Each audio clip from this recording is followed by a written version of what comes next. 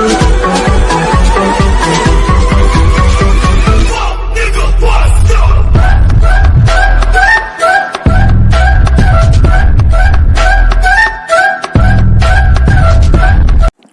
Student, मैं सनी आप सभी का स्वागत करता हूं आपके अपने चैनल इलेक्ट्रिकल रिसर्च एकेडमी के ऑनलाइन पोर्टल पे।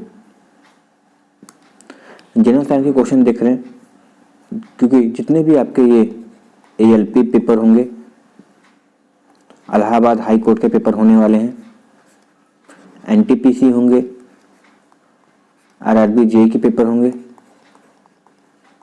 RRB टेक्नीशियन के पेपर होंगे, जितने भी पेपर होंगे उसमें आपके जनरल साइंस के अच्छे खाते वेटेज हैं। और ये जितने भी क्वेश्चन हम करा रहे हैं, ये आपके पिछले रेलवे के एग्जामों में पूछे गए क्वेश्चन हैं। ठीक है, तो इसको ध्यान से देखना है। सेशन अच्छा लगे और थोड़ा बहुत डिस्कशन अच्छा लगे कि हाँ थोड़ा बहुत डिस्कशन अच्छा कर रहा है, कि मतलब और भी क्वेश्चन इससे जो रिलेटेड पूछे जाते हैं वो तैयार हो चुका है, तो सेशन को लाइक से जरूर कर दे। और चैनल पर पहली बार होंगे तो चैनल को सब्सक्राइब भी जरूर कर देंगे। ठीक है, स्टार्ट करते हैं और पहला क्वेश्चन देखते हैं क्या है कि किसी पदार्थ का पुरातात्विक महत्व को मानने के आयु का मानक क्या होता है। तो देखिए, याद रखना हमेशा कार्बन 14 जिसको क्या बोलते हैं, डेटिंग बोलते हैं। डेटिंग मतलब इससे तुमको एक्चुअली क्या, कार्बनिक की बात करें, ऐसी चीजें जो कार्बनिक है, ऑर्गेनिक चीजें, इनऑर्गेनिक नहीं। ठीक है, जिसमें तुम्हारे कार्बन की मात्रा रहती हो, जैसे पेड़ हुआ, हम लोग की बॉडी हुई, जानवर के अयस्क हुए, ठीक है, पुरानी चीजें हुई जैसे कि केरोसिन, ये सब चीजें हुई, दबे हुए अयस्क हुए, ये सब सभी चीजों में कार्बन पाई जाती है। उन्हीं सब चीजों को हम क्या कर सकते हैं, कार्बन डेटिंग के माध्यम से, कार्बन डेटिंग बोलते हैं इसको, कार्बन डेटिंग। कभी कोई पूछता है कि कार्बन डेटिंग क्या यूज करते हैं, तो याद रखना कार्बन डेटिंग से हम क्या कर सकते हैं, जितनी पुरातात्विक महत्व वाली चीजें हैं उन सबकी आयु मानक, एक्चुअली एग्जैक्ट नहीं बता सकते मगर क्या कर सकते हैं, एवरेजली औसतन उस चीज को सही बता सकते हैं। तो ये पता कैसे करते हैं, C14। तुमको पता है कि C के दो अवरूप है, आइसोबार होते हैं। ठीक है, संभारिक जिसको बोलते हैं, C12 C14। तो C14 वाले से हम क्या कर सकते हैं, आयु को ज्ञात कर सकते हैं। संभारिक दो होती हैं, C12 वाले से नहीं। संभारिक किसको बोलते हैं, ऐसी चीजें जिसका परमाणु क्रमांक सेम हो मगर परमाणु भार क्या हो, अलग अलग हो, उससे क्या बोलते हैं, समस्थानिक। ठीक है, और जिसके ये समस्थानिक है, और जिसके परमाणु भार सेम हो, परमाणु क्रमांक अलग अलग हो, तो अलग अलग हो, उसे क्या बोलते हैं, संभारिक बोलते हैं। ठीक है, ये चीज याद रखना है। तो हमारी क्या है, ये आइसोटोप से, और एक होता है आइसोबार होता है। इन सब चीजों को याद रखना है। ठीक है, अगला क्वेश्चन देखो क्या है, तो इसका सही आंसर क्या हो जाएगा, C14 हो जाएगा। समुद्र जल में किस तत्व की प्रचुरता होती है, सबको पता है कि सर पानी के जल में नमक की मात्रा, यानी एक तरीके से सिंपल भाषा में कहें तो NaCl मौजूद रहती है। ठीक है, यानी आयोडीन उसमें मौजूद रहता है। आयोडीन क्या करता है, आयोडीन किस चीज के लिए रोकथाम के लिए होता है, सर आयोडीन हमारे जो गोइटर होता है, जिसे घेंगा रोग बोलते हैं, जो कि गले का रोग होता है, जिसमें गले की साइज बढ़ जाती है, उसे गोइटर रोग बोलते हैं। ठीक है, ये किसके कारण होता है, सर ये हमारी प्रॉब्लम होती है थायराइड के चलते होती है। थायराइड की क्या होती है, इम्बैलेंस थायराइड हार्मोन्स के, थायराइड हार्मोन्स होती है जो हमारे गले में पाई जाती है। इसके इम्बैलेंस जब होता है, मतलब असंतुलित तब होता है जब होता है, तभी हमको क्या होती है, ये घेंघा रोग नामक बीमारी होती है। ठीक है, थायराइड हार्मोन जनरेट कौन करता है, जिसको बोलते हैं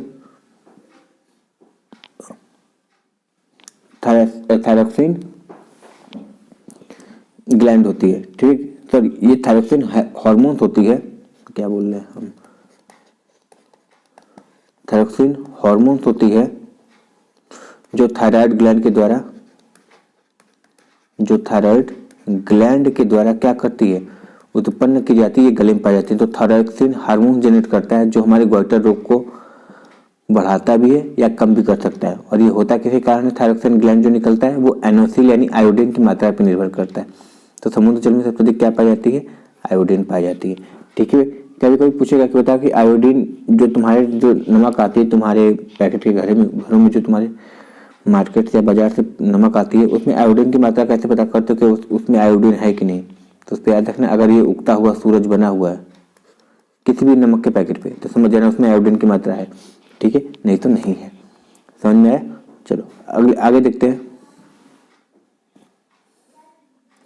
पृथ्वी की सतह पर एक लड़के का भार 600 न्यूटन है, तो उसका भार चंद्रमा पर कितना होगा। ठीक है, देखो हमको पता है कि जी की जो वैल्यू होती है नॉर्मली कितनी होती है, 9.8 मीटर पर सेकेंड स्क्वायर, या सिंपल भाषा में कभी कभी इसको क्या लिख देता है, 10 मीटर पर सेकेंड स्क्वायर। मगर यही जो मून की बात करते हैं, मून पे, तो हमारी जो मून पे होती है वो 1/6 जी का। ठीक है, क्या होता है, जी का 1/6 होता है। सही है, तो जब जी का 1/6 होगा, तो जब ये हमारा 600 है, 6 न्यूटन का वेट है, तो जी कितना है, 600 न्यूटन है जब नॉर्मल था। अब जब हमारे जी की वैल्यू जब कम होती है, तो याद रखना जब जी की वैल्यू कम होती है तो वेट का मान भी कम होता है। क्यों, क्योंकि डब्ल्यू बराबर क्या होता है, एम इंटू जी होता है। देखो मास कभी नहीं बदलता है। ठीक है, द्रव्यमान एक बार फिक्स हो गया तो हो गया। ठीक है, बदलता क्या है यहाँ पे, इस केस में बता रहे हैं जी का मान। वैसे जी का मान भी नियत होता है, मगर यहाँ पे जी का मान बदल रहा है क्योंकि चंद्रमा पे है तो 1/6 हो गया।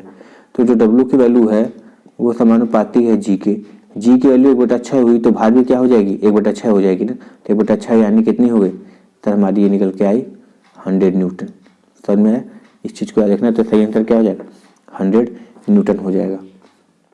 देखो जब तुम मापते हो ना, जो तराजू पे चढ़ते हो तो मापते हो, तो बोलते हो कि सर मेरा वेट 75 kg है, ये तुम्हारा द्रव्यमान नहीं है, ये तुम्हारा भार है।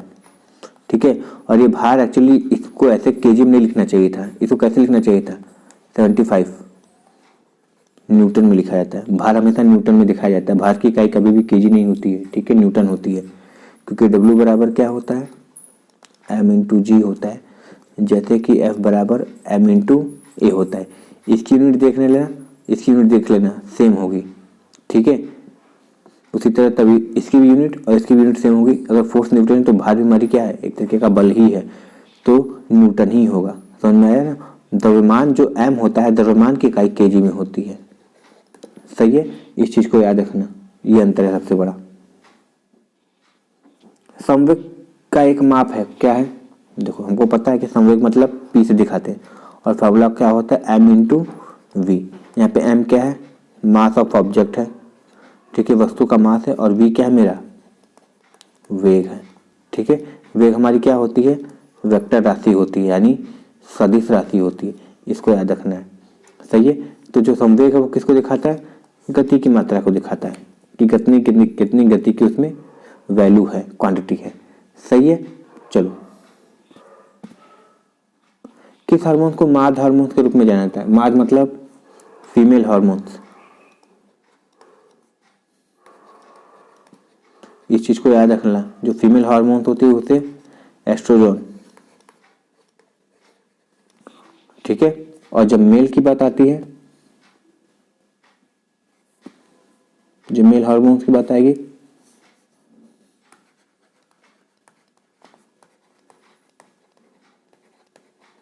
तो उसे क्या बोलते हैं, टेस्टोजन।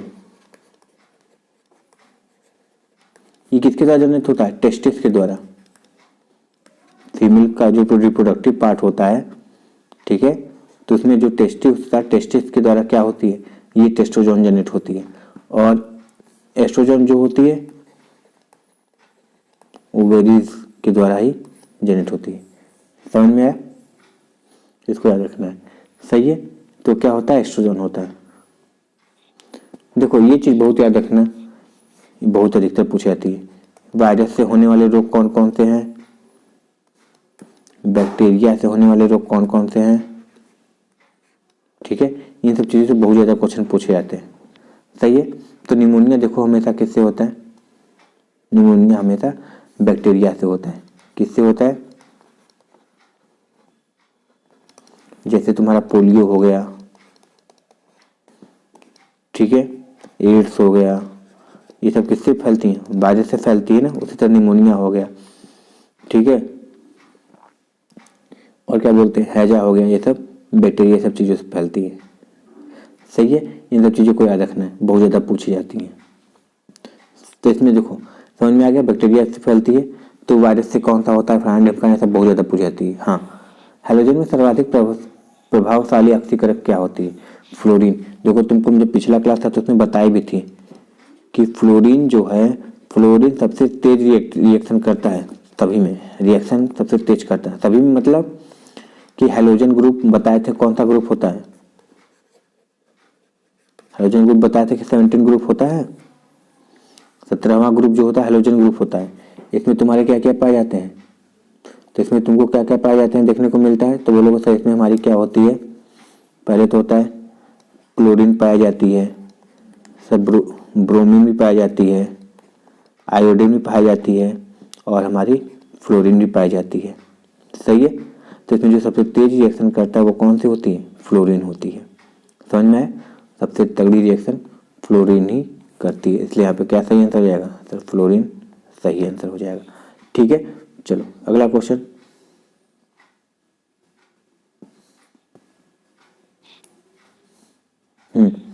देखो ऐसे भी क्वेश्चन पूछे जाते हैं कि जैसे 6 रोग है ना, 6 रोग मानव शरीर के किस भाग को प्रभावित करता है, तो जैसे फेफड़ा हो गया। इसी तरह पूछेगा ये बताओ कि जो एड्स है किसको प्रभावित करता है, तो बोलोगे सर हमारी रक्षिका तंत्र जो होती है, यानी जिसको क्या बोलते हैं, इम्यून सिस्टम, उसको प्रभावित करता है।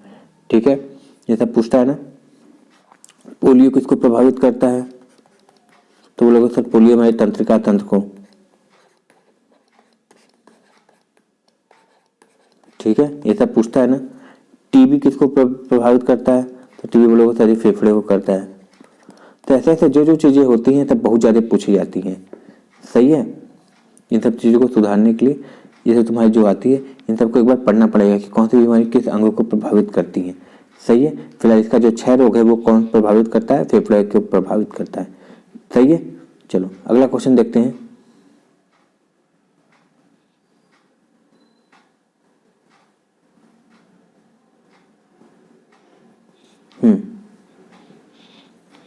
जिप्सम का रासायनिक सूत्र क्या होता है,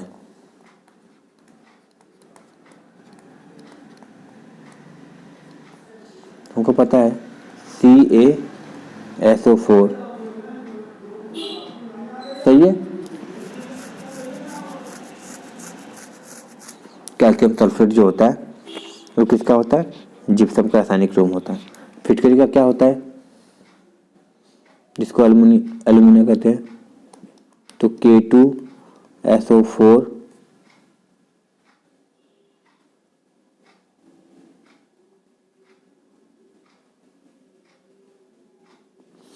Al2SO4 थ्राइस H2O होता है।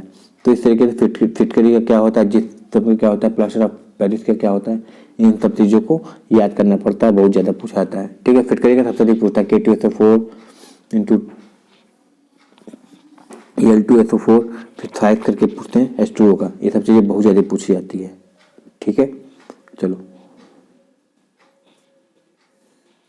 आदर्श गैस की ऊर्जा किस पर निर्भर करती है, तो मोल की संख्या पे। आइडियल गैस इक्वेशन जानते हो क्या होता है,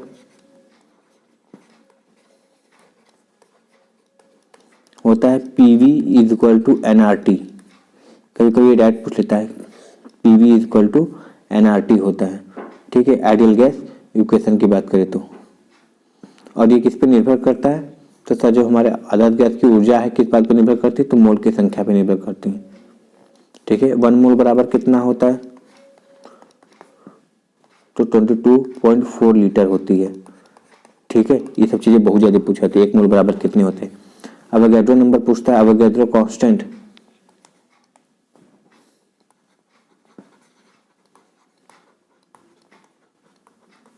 तो इसका कितना होता है 6.022 इंटू 10⁻23। तो ये सब चीज़ें जो है इसको याद रखना बहुत ज़्यादा पूछी जाती है। ठीक है, कैपिटल G की वैल्यू कभी कभी पूछेगा तो क्या मारोगे,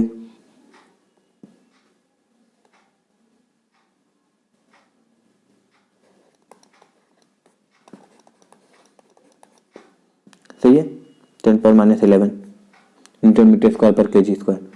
तो ये सब चीज़ें जो है इसको याद रखना बहुत ज़्यादा पूछी जाती हैं क्वेश्चन। सही है ना, चलो आगे देखते हैं।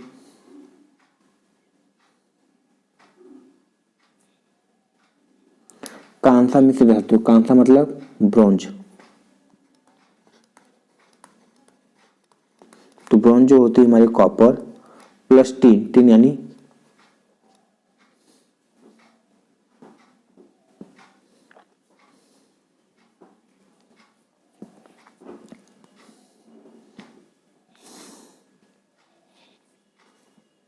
उसी तरह पूछेगा पीतल, तो पीतल कॉपर प्लस जिंक की, सही है, इसकी बनी होती है। और कांसा कॉपर प्लस टीन की बनी होती है, इसको याद रखना है, सही है ना। चलो आगे देखते हैं।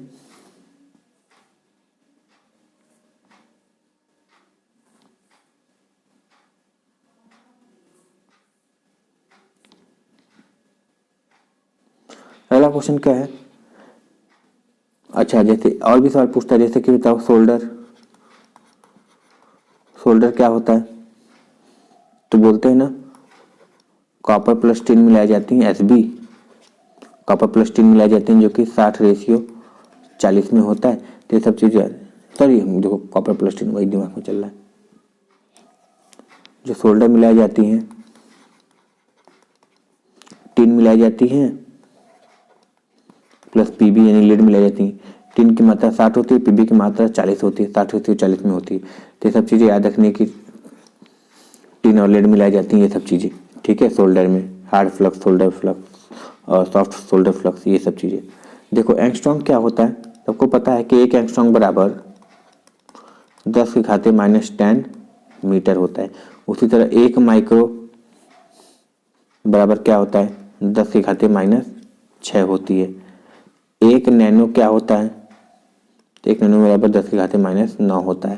तो ये सब चीज़ें याद रखनी ना, बहुत ज़्यादा पूछी जाती हैं। अगला क्वेश्चन है, तो हाँ तो एंगस्ट्रॉम, एक एंगस्ट्रॉम तो बता दिए। एंगस्ट्रॉम में क्या मापते हैं, तो सर वेवलेंथ मापते हैं, ठीक है। वेवलेंथ मापते हैं जिसको लैम्डा से दिखाते हैं, सही है। तो वेवलेंथ की लंबाई इससे मापी जाती है। वेवलेंथ सिंपली भाषा में किसको बोलते हैं, ये जो तुम्हारी दूरी है यहाँ से लेके यहाँ तक की जो दूरी है, ये वाली जो दूरी है, इसको क्या बोलते हैं, हम वेवलेंथ बोलते हैं, ठीक है। इसको याद रखना है। अगला क्वेश्चन है, हाइड्रोजन एक प्राकृतिक स्रोत क्या है, किसका है, रॉ ऑयल का बोलते हैं, जिसको सिंपल भाषा में कहें तो पेट्रोलियम भी बोले तो गलत नहीं है। कि जो हाइड्रोजन जो प्राकृतिक स्रोत के रूप में जो हमारे नेचुरल तेल पाए जाते हैं उसको पेट्रोलियम ही बोलते हैं। उससे हम कई सारी चीज़ें उसको फ्रैक्शनल डिस्टिलेशन कर करके बनाते हैं, पेट्रोल, डीजल, कैरोसिन, ये सब सारी चीज़ें, सही है। चलो अब अगला क्वेश्चन देखो, जो कैरेट वाला क्वेश्चन पूछे थे कि 24 कैरेट कितने के बराबर होता है। देखो 24 कैरेट कितने के बराबर होता है, 100% के बराबर होता है, ठीक है। तो 12% कितने के होगा, 12 कैरेट, तो सर ये होगा मेरे 50% के। तो 18 कितने का होगा, 18 कैरेट, तो सर ये मेरा हो जाएगा 75% के। वही इसी तरह क्वेश्चन पूछता है कि 18 कैरेट कितने का है, 20 कैरेट कितने का है, ऐसे ऐसे करके, ठीक है। तो याद रखना है। विश्व स्वास्थ्य दिवस कब मनाया जाता है, सबको पता है कि सर विश्व स्वास्थ्य दिवस जो होता है 7 अप्रैल को। उसी तरह एड्स दिवस कैसे किस दिन को होता है, तो 1 दिसंबर को एड्स दिवस, ठीक है। तो ये सब चीज़ें अधिकतर पूछी जाती हैं, इसको याद रखना है, सही है ना। चलो दंत चिकित्सक किस प्रकार के दर्पण का उपयोग करता है, तो दंत चिकित्सक जो होता है अवतल दर्पण। देखो क्यों अवतल दर्पण, अवतल दर्पण की खासियत होती है कि जितनी भी लाइट आती है ना वो एक जगह क्या करता है, इकट्ठा करता है, इसलिए इसको क्या बोलते हैं, कन्वर्जिंग, ठीक है। इसको क्या बोलते हैं, कन्वर्जिंग मिरर बोलते हैं। यानी सभी लाइट को एक जगह इकट्ठा करना। यानी जो हमारे दांत हैं जो कि दूर दूर तक हम आँख से नहीं देख सकते, तो करता क्या है, जो अनदेखा चीज होती है वो भी मिरर जो होती है वो क्या करता है, अपने ऊपर लेकर आता है। फिर हम क्या करते हैं, हम मिरर पे देखते हैं। हम डायरेक्ट किसी के दांत को नहीं देखते, हम किसको देखते हैं, मिरर को देखते हैं। जैसे ये मुंह खोला हुआ है ना, ऐसे मुंह खोला हुआ है और ये ऐसे दांत निकला हुआ है, तो हम क्या करते हैं, शीशा ये ऐसे लेके आते हैं शीशा, तो ये दांत का रिफ्लेक्शन यहाँ पे होता है और हम कहाँ देखते हैं, इस शीशे पे देखते हैं, ठीक है। तो हमको दिखाई देता है कि अच्छा यहाँ पे ये चोट लगा है या नहीं लगा है, सही है। तो ये काम करता है दर्पण का, सारी जगह की चीज़ों को एक जगह लाके इकट्ठा कर देता है अवतल दर्पण। सही है। चलो अगला क्वेश्चन है, मादा एनोफ्लिस मच्छर के द्वारा ही हमारी क्या होती है, मलेरिया होती है, सबको पता है। ठीक है, मादा एनोफ्लिस के द्वारा। हाँ, उष्मा का सबसे कम उष्मारोधी कौन सा है? उष्मारोधी मतलब जो टेम्परेचर को रोक सके, अपने अंदर रोक सके, तो सबसे कम तो कौन है? एल्युमिनियम ही है। ठीक है फिलहाल। ठीक है, एक्चुअली होता क्या है ना, एल्युमिनियम जितना जल्दी गर्म होता है ना, उतना जल्दी ठंडा भी होता है ये। ठीक है, तो ये क्या करता है, एल्युमिनियम अपने अंदर हीट एब्जॉर्ब करके नहीं सकता, एल्युमिनियम अपने अंदर हीट नहीं रख सकता ज़्यादा देर तक, इसलिए बेकार होती है। ठीक है, हाँ अगर मगर ये भी है कि गर्म भी जल्दी होती है। सही है, तो एल्युमिनियम का ही उष्मारोधी सबसे कम होता है। एल्युमिनियम को Al से दिखाते हैं। परमाणु क्रमांक की बात करें तो परमाणु क्रमांक 13 होता है। ठीक है, वैलेंसी की बात करें तो उसका वैलेंसी +3 होता है, मगर वैलेंस इलेक्ट्रॉन की बात करें तो उसका वैलेंस इलेक्ट्रॉन 3 होता है। ठीक है, ये सब चीज़ों को याद रखना है। आई होप सेशन समझ में आया होगा बाबू। सेशन समझ में आया तो सेशन को लाइक शेयर जरूर कर देना, और चैनल पे पहली बार हो तो चैनल को सब्सक्राइब भी जरूर कर देना। इसी तरह सारे जीएस के क्वेश्चन हम लोग लाते रहेंगे और उसको अच्छे से डिस्कशन भी करेंगे। ठीक है, चलो मिलते हैं नेक्स्ट वीडियो में, तब तक के लिए thank you very much and all the very best.